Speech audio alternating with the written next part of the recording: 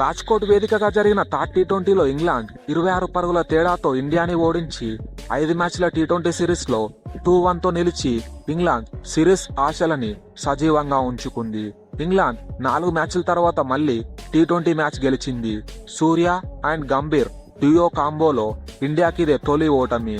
Batting లో England first batting చేసి 171 పరుగులు యావరేజ్ స్కోర్ కంటే తక్కువే కొట్టిన సెకండ్ ఇన్నింగ్స్ లో డ్యూ రాకపోవడంతో ఇంగ్లాండ్ కి బాగా కలిసొచ్చింది. అండ్ ఒక సాడ్ ఫ్యాక్ట్ ఏంటంటే ఇండియా తరపున టీ20లో ఒక బౌలర్ 5 వికెట్ హాల్ తీసినప్పుడు ఇండియా 2 సార్లు మాత్రమే మ్యాచ్ ఓడింది. అండ్ ఈ 2 సార్లు కూడా వరుణ్ చక్రవర్తి 5 వికెట్ హాల్ ఉండడమే. ఇక్కడ వరుణ్ ని తప్పు పట్టడానికి లేదు. ఈ మ్యాచ్ ఇండియా ఓడిందంటే మెయిన్ రీజన్ బ్యాటర్స్ ఫెయిల్యూరే. గత 2 మ్యాచెస్ లాగా ఏ ఒక్క బ్యాట్స్మెన్ నుండి కూడా బిగ్ నాక్ ఈ మ్యాచ్ లో రాలేదు.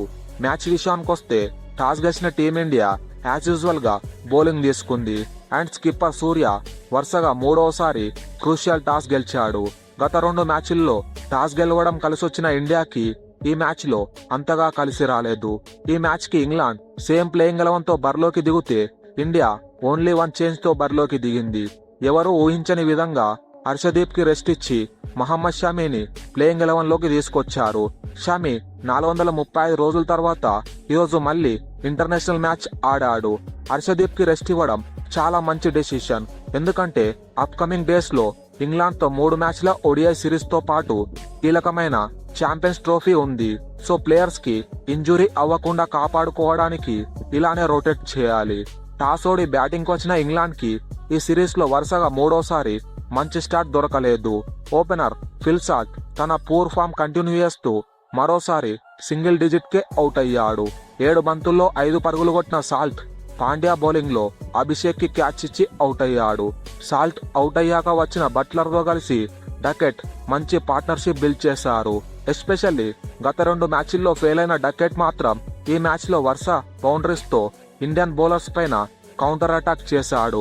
హార్దిక్ వేసిన ఇన్నింగ్స్ 4th ఓవర్ లాస్ట్ 3 బంతులకి 3 4ల తర్వాత ఓవర్ లో సుందర్ బౌలింగ్ లో 2 4s 1 6 తో 14 పరుగులు కొట్టాడు.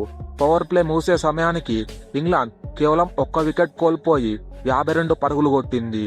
ఈ పార్ట్నర్షిప్ డేంజర్ గా మారుతున్న టైంలో ఇన్నింగ్స్ 9th ఓవర్ లో బౌలింగ్ కు వచ్చిన వరుణ్ లాస్ట్ బాల్ కి స్కిప్పర్ బట్లర్ ని అవుట్ చేశాడు.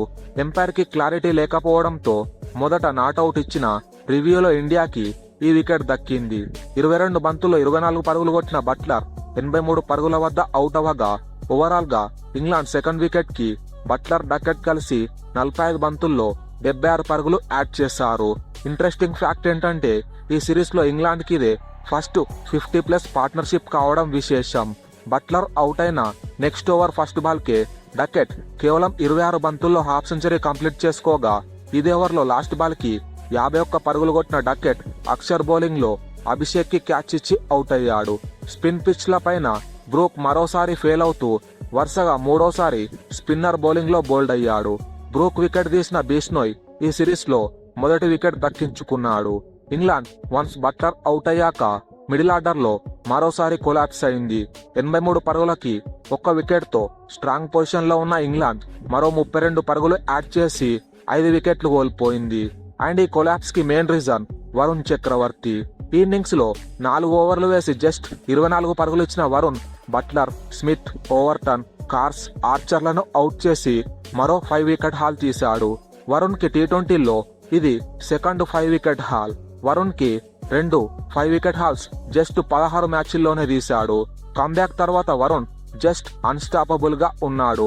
ఫస్ట్ ఫేజ్ లో 6 మ్యాచెస్ లో జస్ట్ 2 వికెట్లు తీయగా తర్వాత ఆడిన 10 మ్యాచ్ల్లో ఏకంగా 27 వికెట్లు తీశాడు. అండ్ 2024 టీ20 వరల్డ్ కప్ తర్వాత మోస్ట్ వికెట్స్ తీసిన బౌలర్ కూడా వరుణే. జస్ట్ 9 ఇన్నింగ్స్లోనే 22 వికెట్లు తీశాడు. ఇంగ్లాండ్ ఒక స్టేజ్ లో 127 పరుగులకి 8 వికెట్లు కోల్పోయినా గానీ చివర్లో లివింగ్ స్టోన్ క్యామియో ఇన్నింగ్స్ 24 బంతుల్లో 1 4 5 6 తో 43, రషీద్ వుడ్ చెరో 10 పరుగులు యాడ్ చేయడంతో ఇంగ్లాండ్ 20 ఓవర్లలో 9 వికెట్లకి 171 పరుగులు కొట్టింది. 172 రన్స్ టార్గెట్ చేసింగ్ లో బ్యాటింగ్ కు వచ్చిన ఇండియాకి మరోసారి బ్యాట్ స్టార్ట్ దక్కింది. 6 బంతుల్లో 3 పరుగులు కొట్టిన సంజు శాంసన్ మరోసారి షార్ట్ బాల్ కి జోఫ్రా ఆర్చర్ బౌలింగ్ లో అవుట్ అయ్యాడు. ఈ సిరీస్ లో శాంసన్ ని ఆర్చర్ మూడోసారి అవుట్ చేశాడు. దీంతో 16 పరుగుల వద్ద ఇండియా మొదటి వికెట్ కోల్పోయింది. ఇన్నింగ్స్ 4th ఓవర్లో అభిషేక్ శర్మ కార్స్ బౌలింగ్ లో మొదటి 3 బంతుల్లో 2 4లతో మంచి జోష్ లో కనిపించిన 4th బాల్ కి బిగ్ షాట్ కి ట్రై చేయబోయి అవుట్ అయ్యాడు. స్కిప్పర్ సూర్యకుమార్ ఉన్నంతసేపు ఫాస్ట్ గా ఆడిన 7 బంతుల్లో 14 పరుగులు కొట్టి వుడ్ బౌలింగ్ లో అవుట్ అయి తన పూర్ ఫామ్ ని కంటిన్యూ చేశాడు. 48 పరుగులకే 3 వికెట్లు కోల్పోయిన ఇండియాకి ఈ మ్యాచ్ లో ఒక్క బిగ్ పార్ట్నర్షిప్ కూడా బిల్డ్ అవ్వలేదు.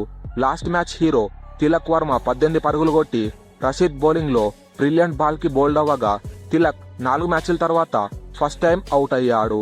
అండ్ సుందర్ 6 పరుగులకి అవుట్ అయి డిసప్పాయింట్ చేయగా ఇండియా 85 పరుగులకే హాఫ్ వికెట్స్ కోల్పోయాయి. మిడిల్ ఆర్డర్ లో హార్దిక్ పాండ్యా 40 పరుగులతో పోరాడిన ఇండియా విజయానికి ఏమాత్రం సరిపోలేదు.